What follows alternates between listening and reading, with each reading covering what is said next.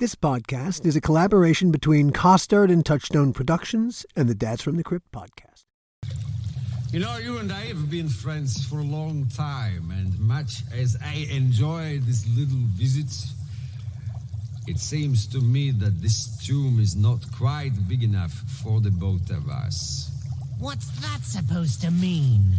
I want to propose a contest between you and me. Winner take all. And the loser? You're on, pal.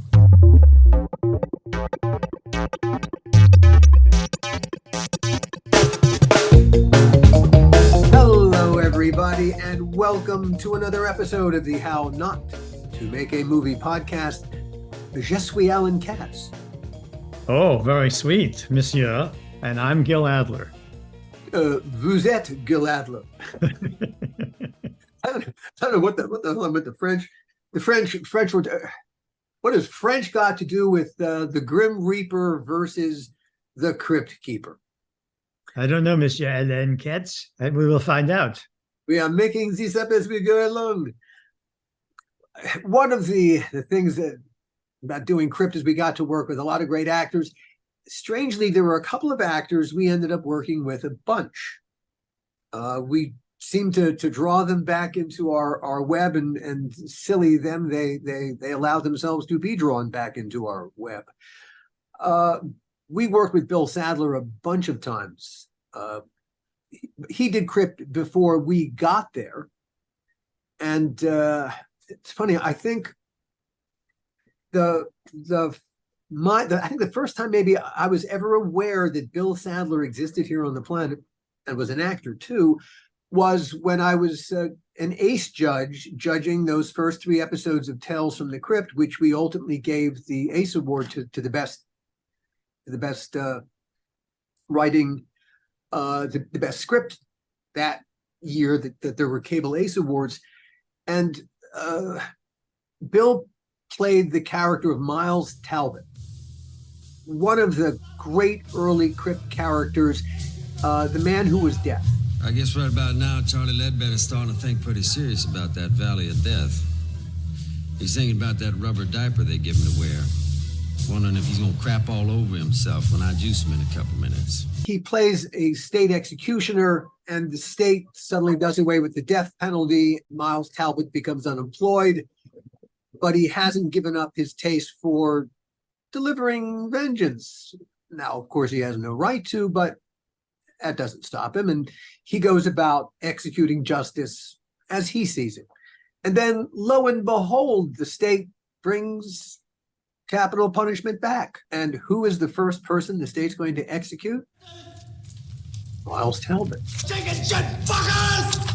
You can't do this to me! It's a really simple, great concept, so essentially Cryptian. It's such Walter Hill territory. It's gritty. Bill Sadler is fantastic in it. And the next time that we encountered Bill was our first season when we were doing Tales from the Crypt. The Crypt partners, just before we got there, had also done 2 episodes of 3 of a show that was supposed to be called The problem was they made 2 episodes. They were going to put them together. They needed a wraparound. And I think they began to see that what we had begun to do for the Crypt Keeper, they approached us and they said, can you guys create a wraparound character for the Two-Fisted Tales thing? And we said, sure. And so we came up with a character named Mr. Rush. A guy with more testosterone pumping through him than is healthy for anybody. Just a madly aggressive character, and it's so much fun to write. And we cast Bill. I think it was a fait accompli. I wasn't part of the casting process. I don't know if you were part of the casting process. It was agreed upon that it was going to be Bill, and that was the first time that I got to meet Bill and work with Bill, and I was already, I guess, in awe of the fact that he had really his performance, watching him as an ace judge, is what got the idea into my head that I had to do that show, Tales from the Crypt. Who do I got to kill to get on that show? And not only did we get onto the show, but we're working with Bill, one of the guys who made it an imperative to get on the show. And it was so much fun to work with Bill. He's just a delight to work with as an actor. It's that pinch ouch creative dynamic. We created, that character on the fly.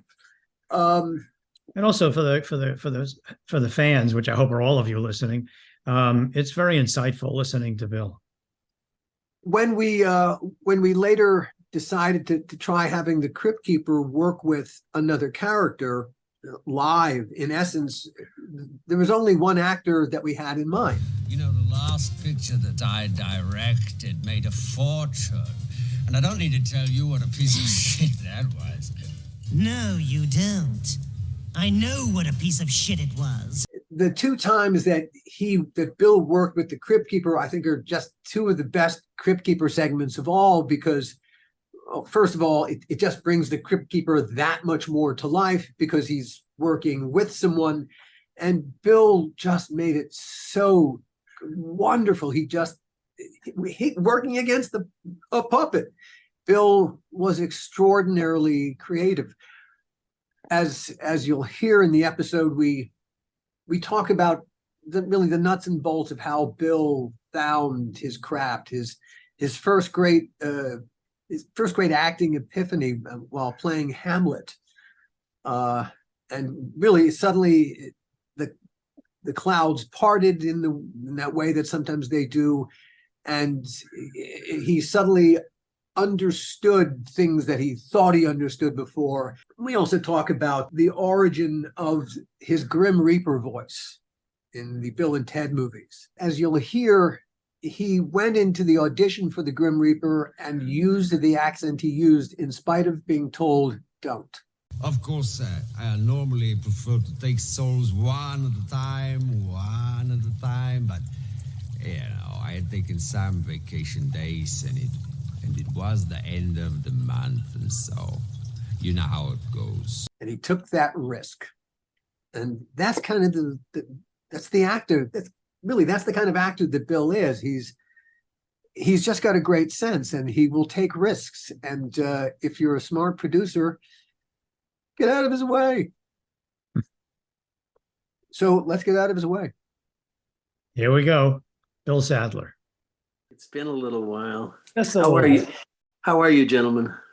We're well. Knock on wood. We're both doing okay. Yeah, me too. Surprisingly. Where are you these days? I live near Millbrook, New York, about 70 miles north of New York City. Wow, so you moved back east. Yeah. Wow. Yeah, exactly. That's you're from Buffalo originally. right. Correct. Farm outside of Buffalo. So I was actually coming home. I'd spent the first 11 years or so of my career in New York City on the Lower East Side, doing the actor thing. And doing a lot of plays. And did lots of plays and Broadway and what have you before I came out west and tried to break into movies. So actually, over the course of 12 years, you were in 75 productions. Something like that. Hey, I'm just telling what your press says. Oh, well. And according to your press, you did 75 productions over 12 years, which means you can't hold a job. No, that's true, I think. Two actor types. Most of them were off Broadway things, and a lot of regional theater. I did, the Long Wharf and the Yale Rep and Florida Studio Theater, and Trinity Square Theater, Repertory Theater. God. So I spent many years doing plays.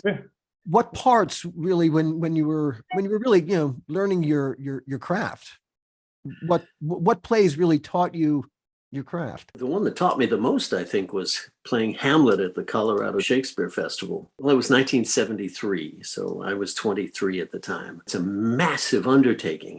It's a huge to carry on your shoulders. How old were you? How old were you at the time when you did your first Hamlet? Well, that was my first. Yeah. But how old were you at the time when you did your first Hamlet? No, I would have been 73. I was 23 years old. Okay, so you're 23 years old.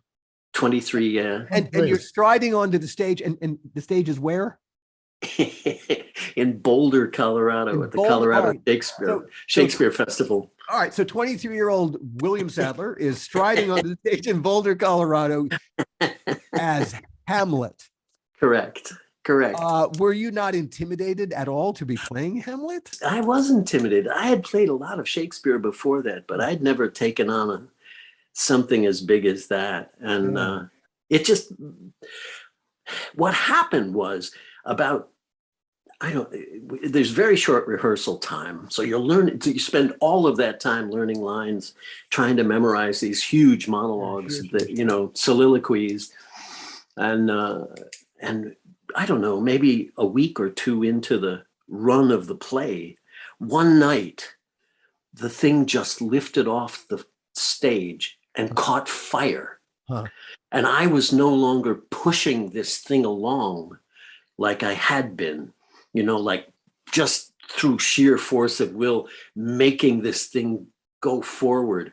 All of a sudden, I was swept up in it, and the thing was racing by faster than I could speak almost. It was it was an enormous light bulb went off in my head looking back on it. That was, I began to realize that the words will give you all of this emotion and this gas. And what words?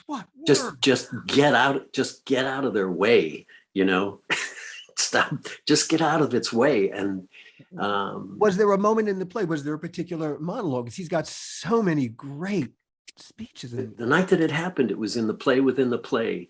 After Claudius says, okay, I'm going back to my room. I don't want to see anymore. Hamlet and Horatio are standing there with Rosencrantz and Guildenstern, and there's this wonderful exchange about, will you play on this pipe?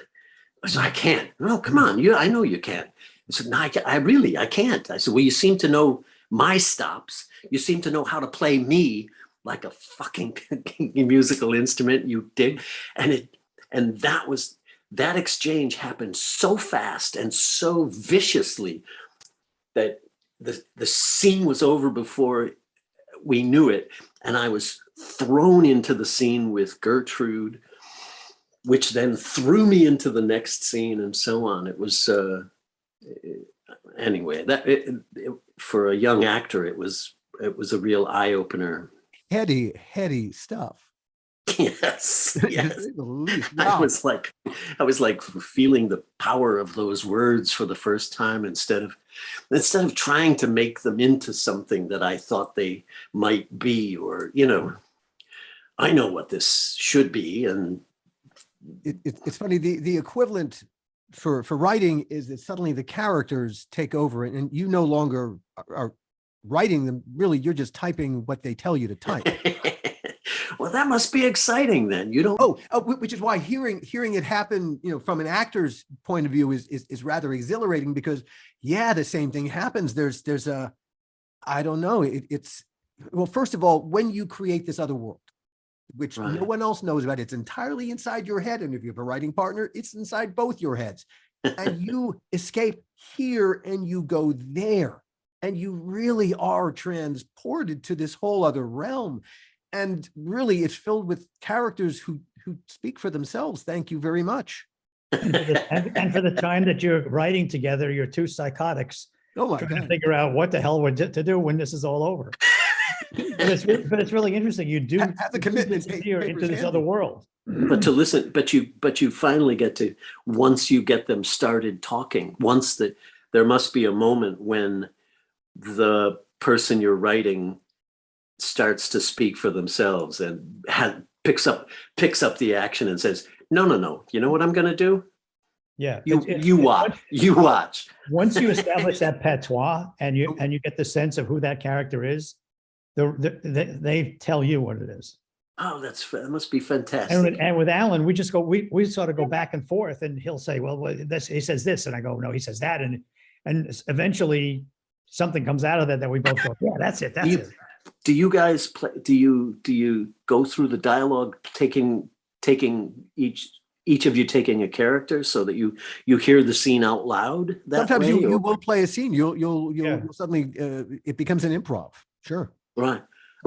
Especially on Tales, we did that a lot. Remember, Alan? We used to. Oh gosh, yes. We'd be there, and we would take different roles, and we would just start, and then we would laugh and exactly. And you'd start improvising and say, yeah. What just out of curiosity, where did you live when you were living in New York? In the East Village on 5th Street between 2nd and 3rd. I met this young stained glass artist named Marnie Bax, and I married her. And she had a better apartment than mine. I was living on 7th Street between 2nd and 1st, and I was paying $150 a month. And I had to share it with another actor because I couldn't afford that. Have you been back to that area at all more recently? Oh yeah, it's unbelievable today. It's so regentrified, and you can't go back again. No, Fillmore East was there, and the Gem Spa was there, and Andy's Cheapy Clothes was there. And it was a time and a place that now lives in, it lives somewhere else in my head. Yeah. But it was great. I'll tell you, it was great for a young actor at that moment in the history of the city, the history of the East Village. It couldn't have been a better atmosphere. You couldn't walk down the street without bumping into a playwright, or Michael Weller was over there, and Len Jenkin was over there, and everywhere I turned, somebody wanted me to do a play for nothing. Right. Wait a minute, that was probably me. I was like, that's exactly right. You just go. Maybe we met in that. There was a great pizza place on the corner of Grand and Essex, I think. God. That anytime I'd go in there, same thing. I'd always meet somebody from the theater. You'd run into somebody. Yeah. I would work at the Public Theater and the Lucille Lortel Theater on Christopher Street, and for the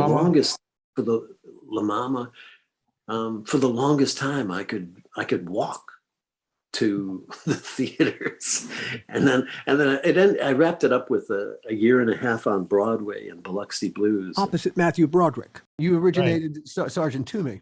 Correct. Yeah. Out of that came the first movie, which was Project X with Matthew Broderick. And I think I was cast because of my work on Biloxi Blues. Yeah. Now, when you headed out from New York to Los Angeles, what was your view of yourself as an actor? As you arrived in Los Angeles, what did you think you were going to be? I guess what I'm asking is, I sort of felt like I had landed on Mars. None of this. I had won awards. I'd won an Obie Award and a Drama Desk and the Clarence Derwent Award, and so on and so all of this stuff and all of these years of theater. And I got to LA, and none of it seemed to matter at all. I mean, it mattered. I think it mattered at the end of the day. I think it mattered quite a bit to what I could bring to the screen, but it was very hard to get my first agents there to take me seriously. I had no film. I had no. It is a testament to that.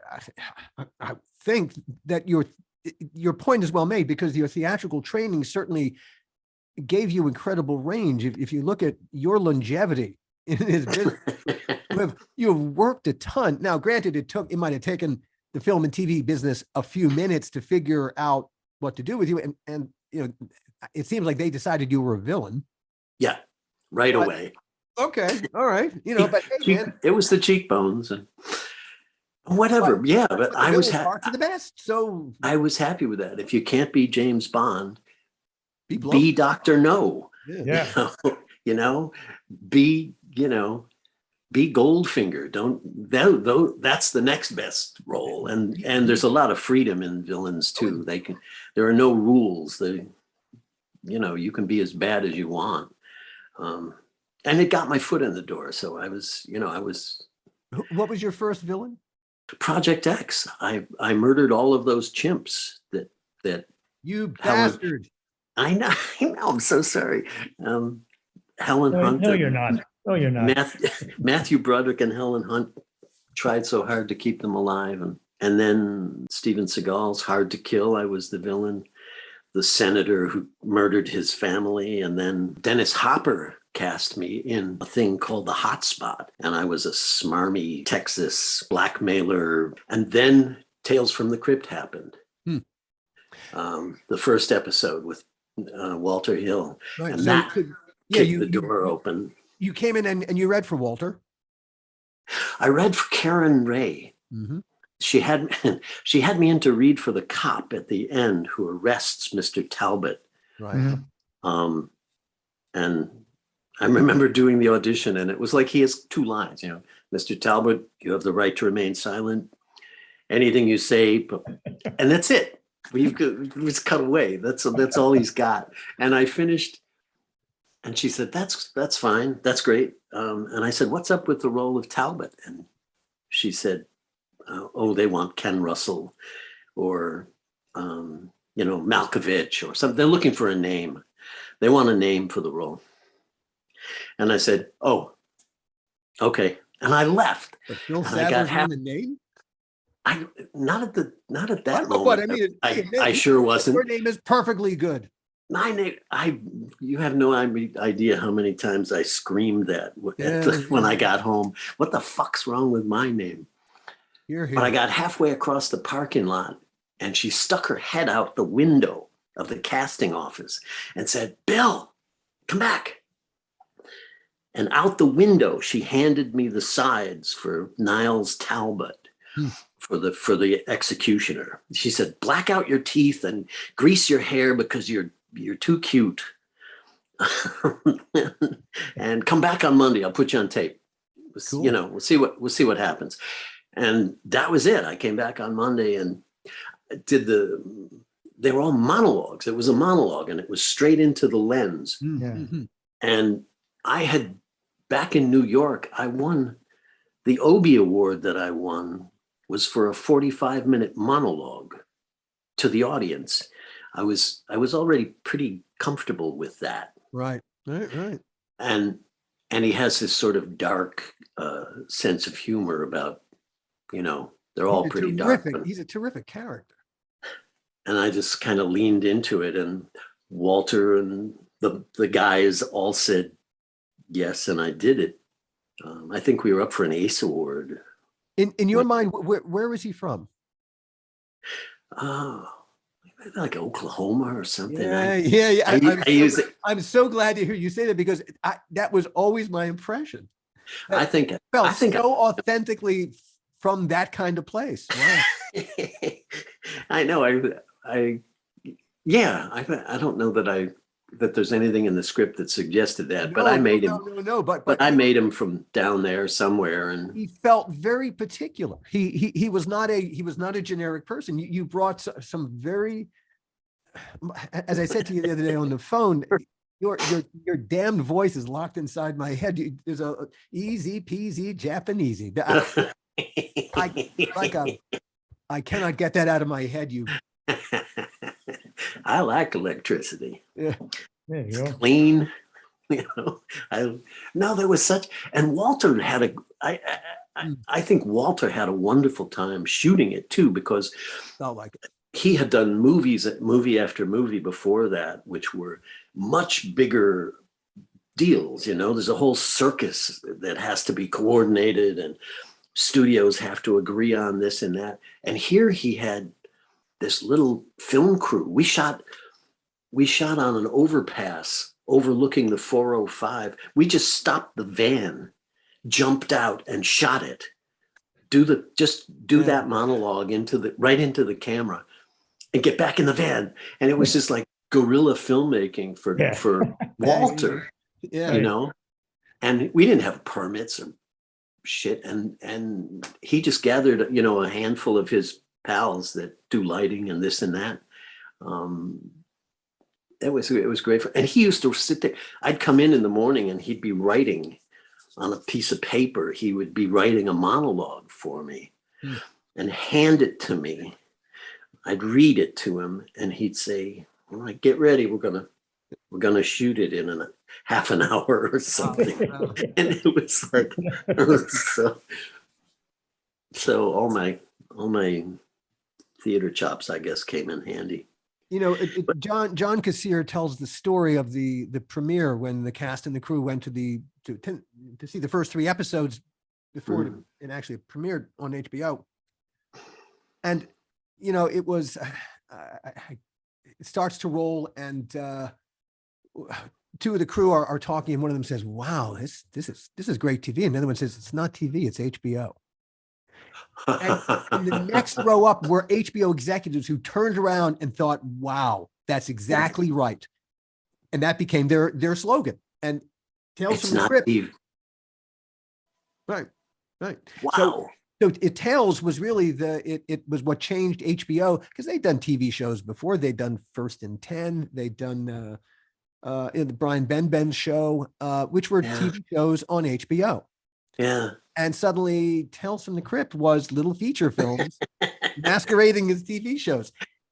It had the look of a feature film and feature film characters who were, you know, slumming for half an hour. Amazing. You, over the course of your career, and of course you've got an incredible career, you have played the Grim Reaper 3 times now. Is it 3 times? I think so. It seems. Do you relate to him? No. I love the character that I created. I love and that was another one of those things where I put on this Czechoslovakian accent, which I stole from an actor, by the way, named Jan Triskin. And do you ever occasionally send Jan a check or something? I think I thanked him. You take him out to dinner at least? Maybe a box of chocolates. He's passed now. I did a play with him at the New York Shakespeare Festival, and but he was from Czechoslovakia and always talked like that. Everything was, you know. He said his line was, "Welcome to New Jerusalem. My name is Ran Singh." Wow. And I thought it was a funny accent and I was fooling with it. And again, Karen Ray was casting that thing. Huh. Right. She brought me in. I told my agents, I want to do an accent for it. And they asked casting, and casting said, oh, no, you probably shouldn't.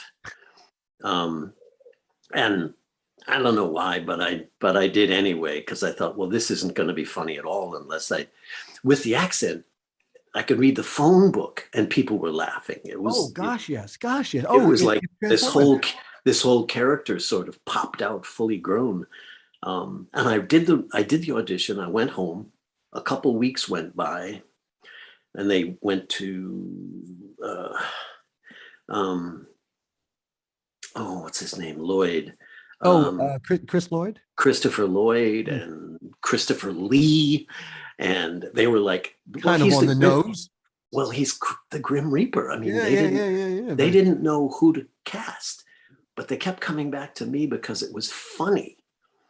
And I get this phone call from Karen Ray saying, Bill, you have to go to I need you to come in tomorrow, but go to a Halloween store and get some gray and put it in your hair and black out your teeth because they think you're too young, and come back and do the audition again. And I thought, well, that's gonna look like crap.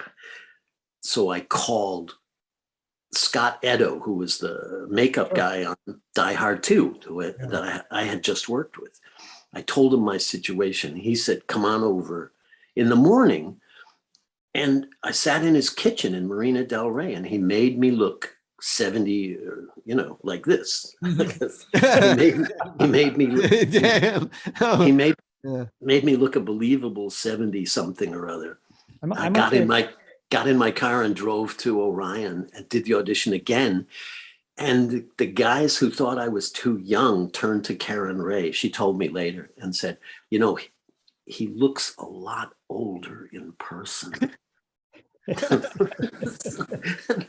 And so but it was funny. And that was, you know, that, thank God, that was that character just popped out fully grown. She seems to have used that idea, Karen Ray, of blackening out your teeth and either making your hair black or gray I know. That's all she ever said to me was, "You're too cute. You're too young. You know." But the one of the really fun things about that role, aside from the fact that he was very funny, was that he has this great arc.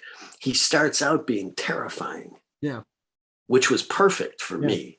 It was, you know, he's the most frightening figure you can imagine. And then he starts to lose all these, you know, he loses at Clue, and he loses at Twister, and he loses at, it's a funny notion that instead of playing chess as in Battleship, and so they're playing board games. That's hilarious. But he becomes, right before your eyes, he becomes this petulant, spoiled, you know, poor sport. You know, he just dissolves, and whatever was scary about him before just sort of evaporates. He's the ultimate authority to fuck with. And they fucked with him, and you know, he ends up wearing a dress. He ends up following them all around the universe. He ends up in the band, and all he wants to be is liked. You know, he just wants to be part of the band. By the end of the thing, it's like he's all showbiz. So it was a really fun arc for that, for me. Anyway, that was, and then I don't know that may have squashed the idea that I could be a real villain from then on, after people saw that. I'm not sure I was cast as a supervillain again after that. Suddenly the town can't paint you the way they used to paint you. Now they really don't know what to do with you. It's like they thought they had it figured out before. You know. In spite of that, though, you have managed to appear in a couple of classic movies. Shawshank. Thank you. Which is, it's just an amazing movie. It's just there's not a bad frame in that movie. Not a bad frame.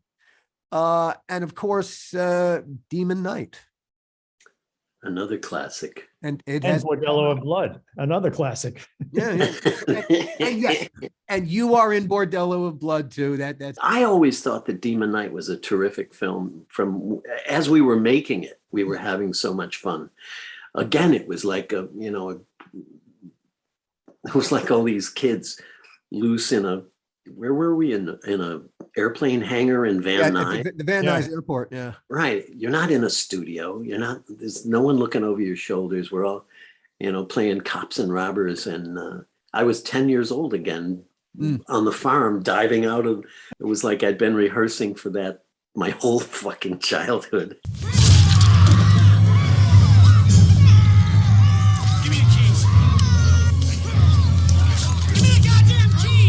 It was a terrific cast to work with, CC and gosh, I'm going to go up on everyone's name right now.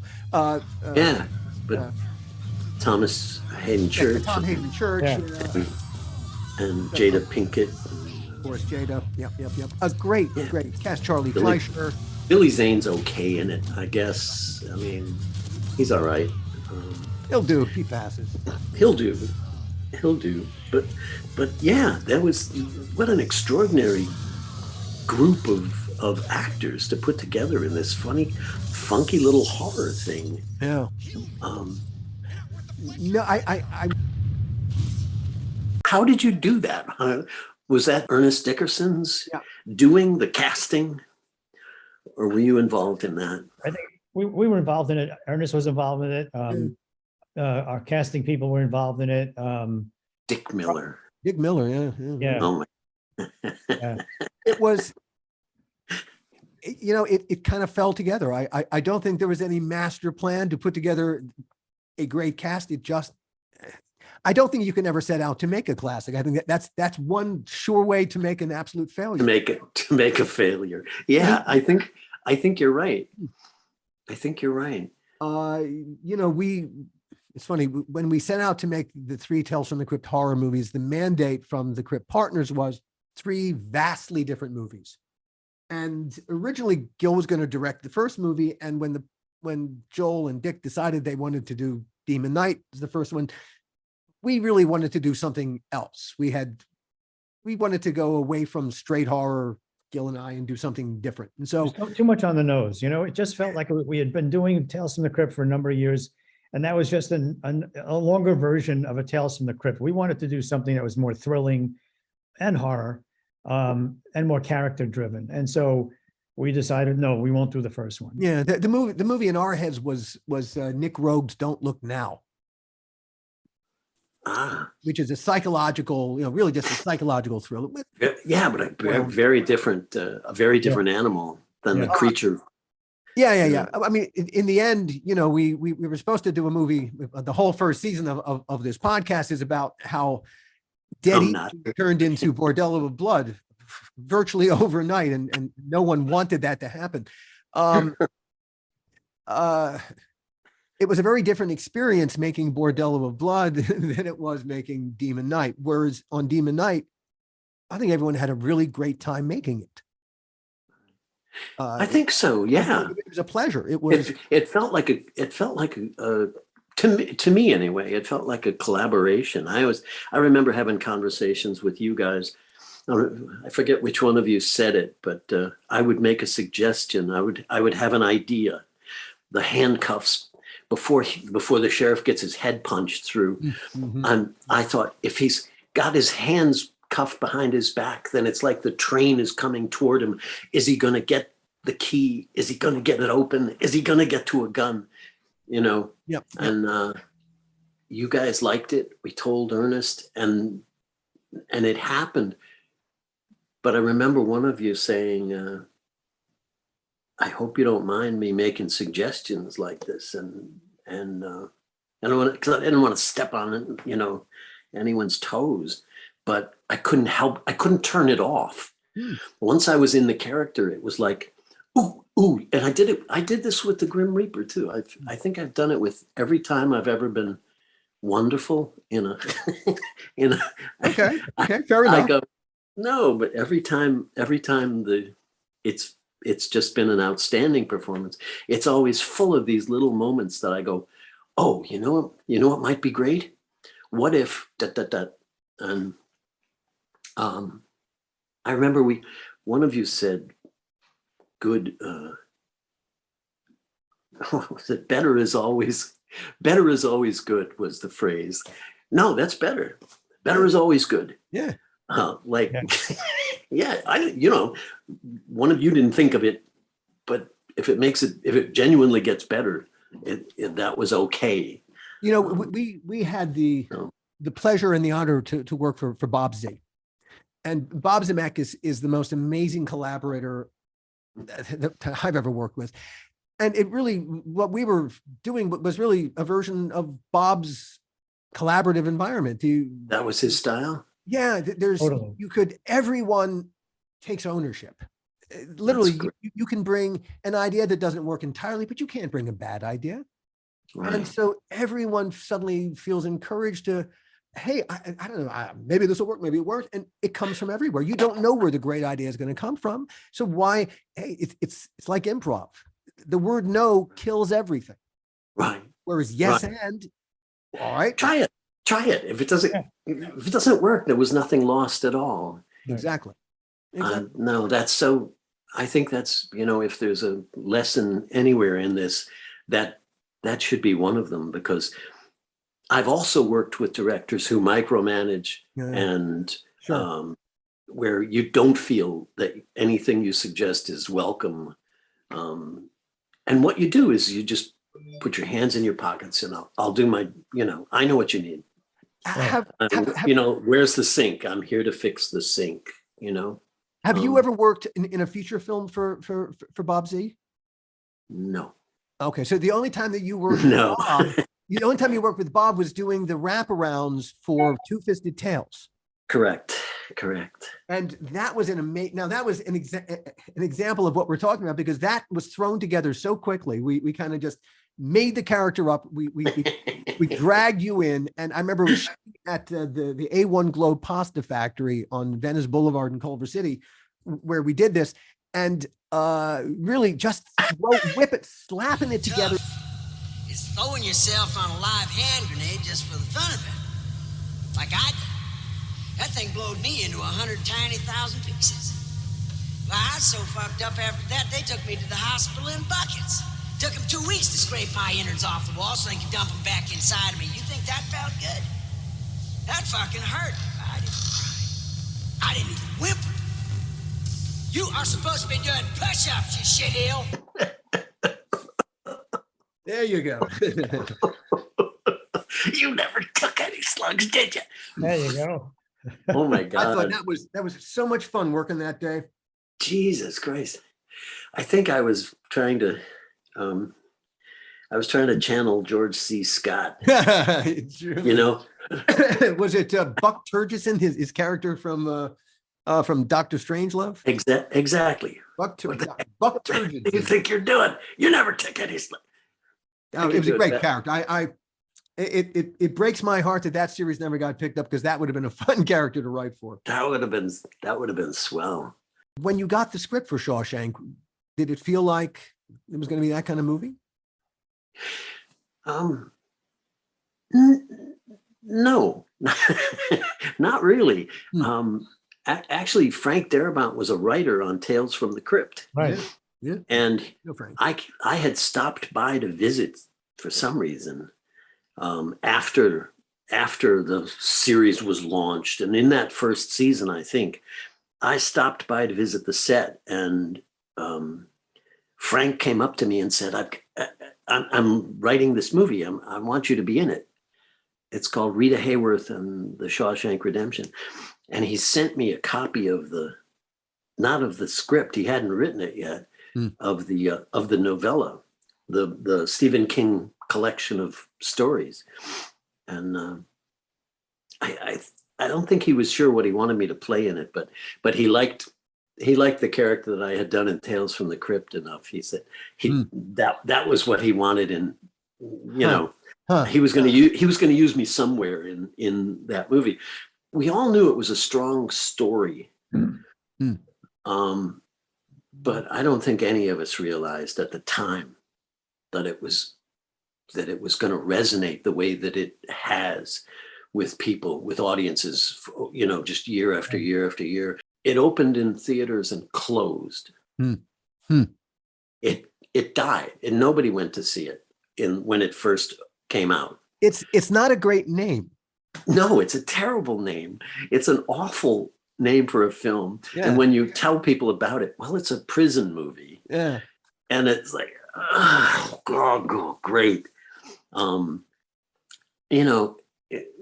then it was nominated for all these Academy Awards. Yeah. So they brought it out again, and made it available. And then Forrest Gump won Everything in Sight that year. Good year for films, by the way. But it showed up. And then I think it was really discovered on video. I think people started to watch it rent it from video stores and Blockbusters and what have you. And then it just grew and grew and grew and grew and grew. It's an extraordinary film. It's hard for me to. I have trouble watching some of my early movies as I was learning this craft, learning to work for cameras. Sure. That one, that was really fun. It and it's beautiful. It's beautifully done. There's so much heart. I remember thinking when we were sitting around those dining hall table scenes, when I won all the cigarettes in that bet, and that got Fat Ass killed.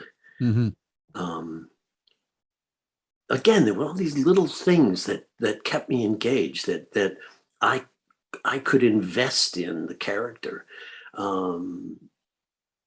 Things like I won the bet, and Fat Ass is screaming his head off, and here comes the guards, and I start saying, "Shut up, shut up, shut up," you know, come on, just.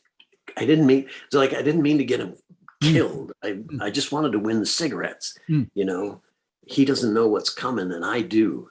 And I remember sitting in at those dining hall table scenes with James Whitmore over here, and and Morgan Freeman across the way, and Tim Robbins over, and it's like nobody wants to drop the ball.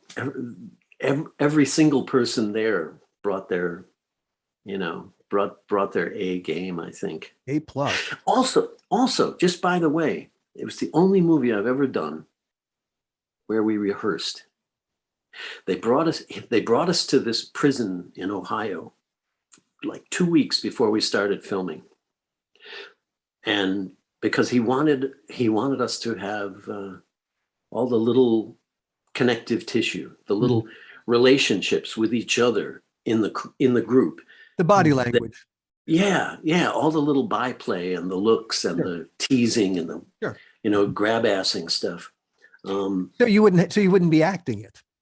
Well, like that, it would look like we knew each other for 19 years. Right. No, I mean, it's one of those things where, it's the difference between being and acting, and being, the camera will always catch you acting. Yeah. Yes. That's true. One of the things that when I think of all the actors that I've ever hired and cast, I never looked for anyone to act. That's the last thing I wanted any of you to ever do. Please stop acting. Just be. Just be who you are, as honestly as you possibly can be, and that'll be perfect. Thank you. I agree. It took me a long time. Well, that thing I mentioned that happened to me during Hamlet was the beginning of that. Get out of its way. Stop trying to make this something.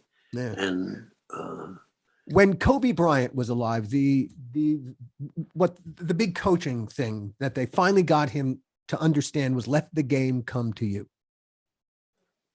Stop trying to impress your will upon the game. You're fucking everything up.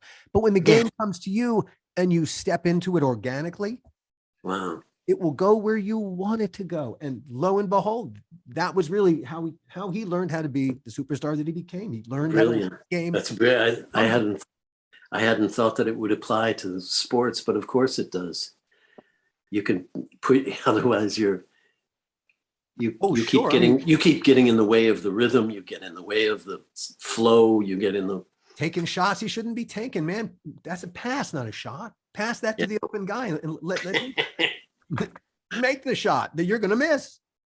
I also began, this is sort of my philosophy of acting, I think, or movie making, that if you can get the audience to believe just a little bit, they know they're in the movie theater. They're not gonna, you're not fooling anyone that this they're watching an accident on the street. But if you can invest honestly in what you're doing enough so that they believe just a little bit, what I've found is that they will come with you anywhere. Yes. You can tell them any story you want. Yeah. And they'll come with you to Mars. They'll believe that demons are outside the door. Absolutely. But they have, as soon as they stop believing that character is in that situation, everybody in the room sits back and goes, okay. It's like, oh, here come the demons. Now that looks like a tough scene. And the trouble is you can't get them back. I mean, once you have them and you lose them, it's really almost impossible to get them back. Yeah. Our species loves being told stories. I think we're the only animal that I know of that tells stories to each other. But well, that we know of. That we know of, yes. I'd love to know that woodchucks or some, whales probably tell each other stories too. God, I hope so. We can't. I hope that's true. I really, really, really do. But and when we tell each other stories, we want it to. It's got to reflect the reality that we know. If it's characters that don't feel real, what world do you describe? I also think we all have built into us this sort of built-in crap detectors. We're so good. Our whole lives are spent, people trying to sell us things and get us to do this or get us to do that. And we're usually pretty good at spotting the tells. Indeed. But when something happens in a movie that's real, Julia Roberts, when he snaps that thing shut, the necklace is in a little box, and what's his name snaps it shut, and she squeals and laughs, and he surprised her with it. He absolutely surprised her with it. She wasn't expecting it, and they told her to do it. They told him to do it, and it's just as brilliant. You fall in love with her all over again in that moment, because it's so honest. Yeah, it's just completely honest. It's just this naked little moment of sweetness that you can't, and no one can deny it. You can't act it. You certainly can't act that moment. Well, that's what happens that's what happens with movies where you're sitting there and all of a sudden it's over and you're going, I thought it was an hour and a half movie, and you're realizing it. Yes, it was an hour and a half movie, but you were absorbed. You were totally absorbed in the characters, and you were invested in what they were thinking and feeling, and you were feeling what they're feeling. You came along. You came along for the ride. Yeah. Yeah, but really came along for the ride. Yeah. And worried about what was going to happen to them at the end. This is our challenge. This is what we all do for a living. We're storytellers, and we come at the story from slightly different angles, but ultimately the goal is to tell stories that audiences that move people. People recognize themselves in that they're in. Suddenly they are taken up into it. Let me ask you this question, oh wise ones. What is it about horror that you must understand this better than I do, because scary movies scare me. I especially good ones. I get too scared to enjoy them. What is it in the human creatures in this society that makes us flock to see a movie that scares the crap out of you?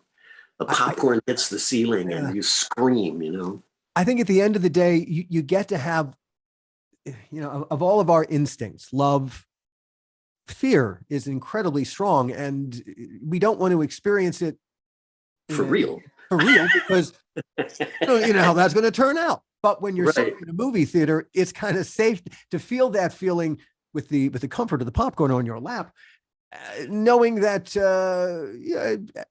within the context of the movie theater, nothing bad is going to happen to you.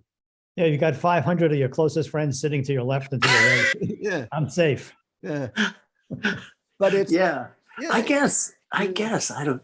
Wow, I don't like being frightened like that. It makes me feel I get so nervous, and then I'll carry it around with me for the next 2 weeks. I won't be able to go in the basement to get the laundry. I'll just oh shit, I gotta turn the lights on, and I'll do this tomorrow in the daylight. I think Gil and I always approach, well, certainly Tales from the Crypt, we always saw it as black comedy first and foremost, and horror second. I mean the EC comics were little morality tales where the bad person is going to get it in the worst, most ironic, most disgusting way possible. Right. Well, hey. I used to always be asking for more blood. I go to Who was it? Who was asking? I would be asking for more blood. Because more blood? The mechanical effects guys, I would go, What is that? That's neither here nor there. Either don't show the blood or show the blood. I want more blood. And then I would go, what color is this? This isn't blood. This looks orange to me. This doesn't look like blood. We And want they'd have these the arguments about elevator the scene from The Shining, you bastards. Wow. I love those demons that Todd Master came up with. That Oh, yeah. their legs bent the wrong way, and Yeah. Yeah. how Yeah. he, nipple rings, and holy crap, just they were fabulous. I thought some of those things were great. I love that thing where where Billy Zane pulls the curtain back and Jada Pinkett sees me on the wall. Mm. And the way they did that was, well, you remember, there was like they built a plywood platform and cut a hole in it, Right. and had me lay down so that part of me sank into the hole. Right. Yes, right. And then Todd built this chest and abdomen out of latex that was torn open. For your last scene in the movie. Right, when they put the camera straight up above, Yeah. looking down at it. Wait a minute. That wasn't really you, Todd Masters? No, always it said wasn't. you. That That's was always been- acting. He said to me, "There was no." I no was take acting two. as much as I could. He said to me, "There's no take two." Billy's. Yeah. No, we're gonna tear him. We're gonna tear him in half. That was your last day on the movie. Well, Right. What do you want? No, it wasn't. No, it was when the kid stuck his tongue in my chest or whatever. I remember telling Ernest. By that time, we'd been through hell and back. We had the truckloads of dirt that smelled like pig shit. And God, yes. Oh We'd my had God. Oh God. That pigeons. was how not to make a movie. Good God. How not to make a movie. They had pigeons in the rafters that they had to fire off blanks to scare the pigeons away so that we could, and then say action. Right. But the earth that they found for the World War I battle scene. Right. Yeah, the World War I battle scene. I don't know. They found manure. They They found- did. It was authentic dirt from World War One. Yeah. It was dirt. authentic. Oh my God. Yeah, it smelled like it. Yeah. I remember walking into the room that day and it was like, holy Toledo. Yeah, shit. This is what the Yeah. It was I think they had to remove it all and get clean dirt. We if I'm did, not yes. mistaken. That was an expensive mistake. Yeah, well, it was an attempt to save on the craft service and on the caterer. Worked like a charm, It was dirt cheap. Oh. as it were. This has been wonderful spending the time with you, Bill. There's one more question that we have. You have worked with so many amazing people over the course of your career. I mean, just so many. As I look at all the people that I've gotten to work with, it's funny, the person who to me was like, wow, that's the ultimate person that I got to work with. That guy, for me, it was Buck Henry, because I'm a writer and he wrote The wow. Graduate. Oh, wow. And so hiring Buck Henry for Tales from the Crypt and putting words into Buck Henry's mouth, that Right. to me was, wow, okay, I can die a happy man now. No. I don't know did you ever have someone, Gil, who all the people you've ever worked with who's like, Yeah, it's funny. It's funny as you're mentioning this. All of a sudden, and I haven't thought about him for 100 years. Was Donald O'Connor. When I met Donald O'Connor, yeah, and You I was- worked with Donald O'Connor? on Crypt? Yeah, Yeah, he was- he did a Crypt. he did a Tales, and so I was sitting next to him, and I was just blown away. I was sitting here thinking to myself, this is the guy from Singing in the Rain and on and on. Yeah, right. And The I'm sitting next to the him, make him laugh guy. and we're having coffee and talking about crime and talking about blood. And I'm talking to Donald O'Connor. It was surreal for me. Wow. Who Listen. is yours, Bill? Then I guess it might be Morgan Freeman. It was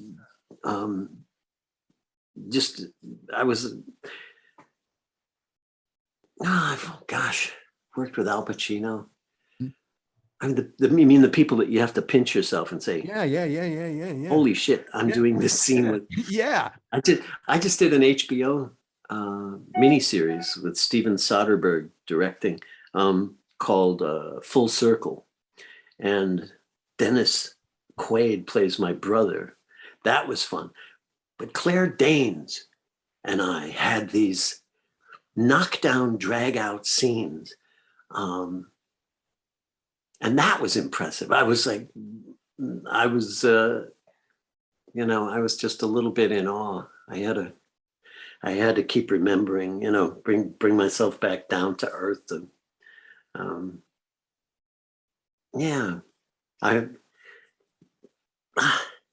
James Whitmore. I wish I'd thought about this before. I'm sure as soon as we say goodnight, I'll think of three more. We'll have to have you three back. more people. Yeah. Well, the best, I think maybe the best director I ever worked with was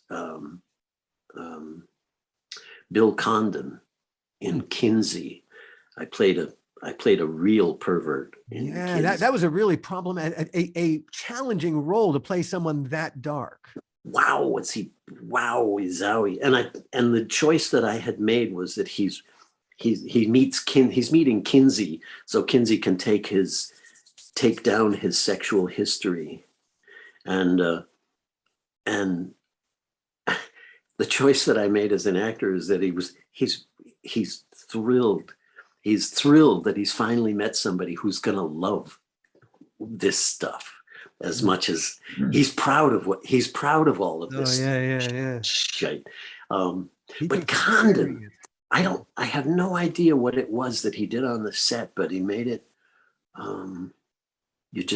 you wanted to give more. You just kept, he created this safe place where you could expose those things and walk away feeling wonderful about what you had just done. Yeah. Whereas everybody's instinct is to pull back and go close off and pull back and try to hide that stuff. And he's done it again and again. There's a reason that Eddie Murphy was nominated for an Academy Award. Again and again and again, he finds a way to bring things out of actors that they didn't even. Sometimes I'm sure they didn't even know was in them. So much. Anyway, yeah. Bill, thank you so much for your time today and for sharing so many stories about so many intimate stories about your process. Thank you. This has been fun. And I missed you guys. It's been. And revealing how big a schmucks we were all those years ago working on some of this stuff. Yeah, that too. You weren't schmucks. I'm telling you something. You made it. I kept coming to you and you kept saying, "Look, hey, better is great." Yeah. It was a collaborative effort and you guys made it possible. So thanks for saying that. And yeah, it all starts with the story. I mean, it has to. Yeah. We look forward to working with you in the future, frankly. I think you have my phone number. Yeah. I think we do. Now we do. Okay. Again, thank you, Bill, so much, and we'll and thank you everyone for listening. We'll see you next time. The How Not to Make a Movie podcast is executive produced by me, Alan Katz, by Gil Adler, and by Jason Stein. Our artwork was done by the amazing Jody Webster, and Jason Jody, along with Mando, are all the hosts of the fun and informative Dads from the Crypt podcast. Follow them for what my old pal the Crypt Keeper would have called terrific crypt content.